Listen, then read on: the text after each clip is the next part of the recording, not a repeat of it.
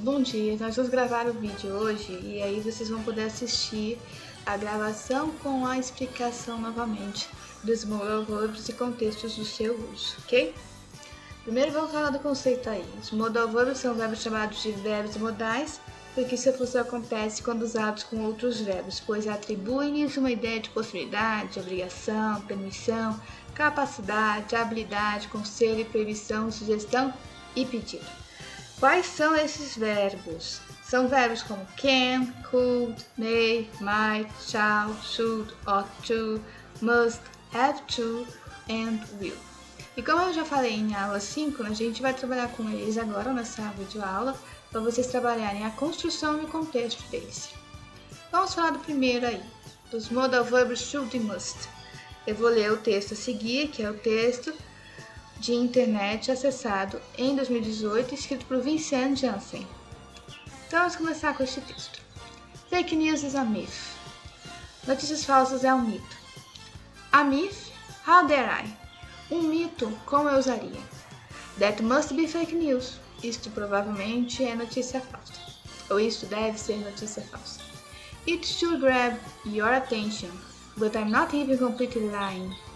Obviamente isso chamou sua atenção, mas eu não estou completamente mentindo. There are signs that the whole fake news concept is exaggerated. Há sinais de que todo o conceito por trás de fake news é exagerado. So, how fake is fake news actually? Então, o quanto falso é uma notícia falsa atualmente? Então, nesse texto que eu acabei de ler, do Vincent Janssen, você tem um verbo modal must utilizado para fazer uma dedução. No caso, quando ele diz that must be fake news, ele indica a probabilidade de ser uma notícia falsa. Isso deve ser uma notícia falsa. Podemos usar o verbo modal must para indicar probabilidade, dedução ou conclusão lógica. Lembre-se, usamos os verbos modais antes de um verbo principal no infinitivo sem a partícula to. Então, se você observar a frase that must be fake news, há o verbo to be depois do must, para fazer sentido ao verbo must. Deve ser. Na segunda frase, he must be lying, ele deve estar mentindo. De novo, must be, deve estar.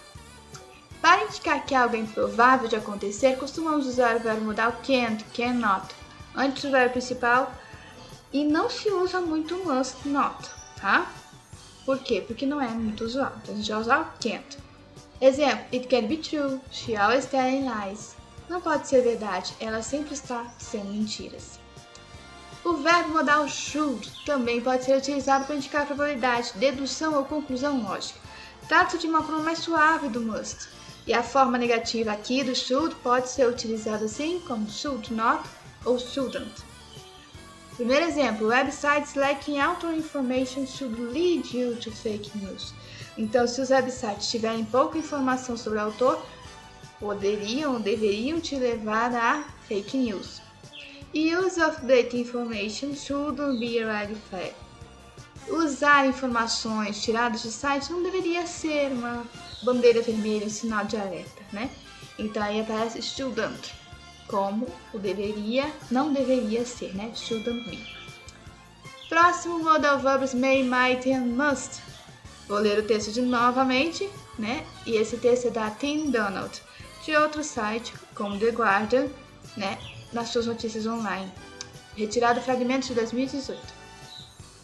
Vou ler o texto e vou traduzindo. Diversity starts in schools.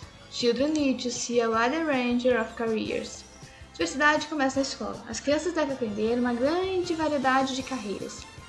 Ask a 7-year-old what do you want to do when you grow up, and you get an answer built on very limited experience. Perguntar a uma criança de 7 anos de idade o que você quer ser quando crescer, provavelmente lhe dará uma resposta que foi construída com pouca experiência. But unless children are exposed to a wide range of options, how can they know what opportunities exist that might interest them? Mas, embora as crianças sejam expostas a uma pouca quantidade de opções, como elas saberiam quais seriam as oportunidades existentes que possam interessá-las? Então, no texto, o verbo modal might é utilizado para questionar a possibilidade de crianças se interessarem por oportunidades de carreira disponíveis. Então, what opportunities exist that might interest them? Usamos geralmente o verbo modal may ou might para indicar possibilidade e o verbo modal must para indicar obrigatoriedade, necessidade. Primeiro exemplo, what opportunities exist that might interest them. Nós estamos falando de possibilidade. Gender stereotypes may play a negative role in choosing a career. Também é possibilidade. Estereótipos de gêneros podem proporcionar um papel negativo quando escolhemos uma carreira. All students at this school must wear a uniform. Veja que aqui a gente tem o verbo must wear, né? Dois verbos, o modal e o seu verbo principal. Então, há uma obrigatoriedade, uma necessidade. Deve usar, então, todos os estudantes dessa escola devem usar um uniforme. All students at this school must wear a uniform. Para formar frases negativas com may ou might, usamos not depois do verbo modal e antes do verbo principal. They may not come with me. Eles podem não vir comigo, né? Então, may not, podem não vir. She might not be at home. Ela pode não estar em casa. Might not be, pode não estar. A forma must not vai indicar proibição. You must not disrespect anyone. Então, você não deve desrespeitar qualquer um. Must not disrespect. E para indicar uma ausência de necessidade ou uma ausência de obrigação, vamos usar a forma negativa de have to, ou seja, don't have. You don't have to come if you don't want to. Você não deve se você não quiser. De novo, não deve vir. Don't have to come. Você não deve vir. You don't have to come.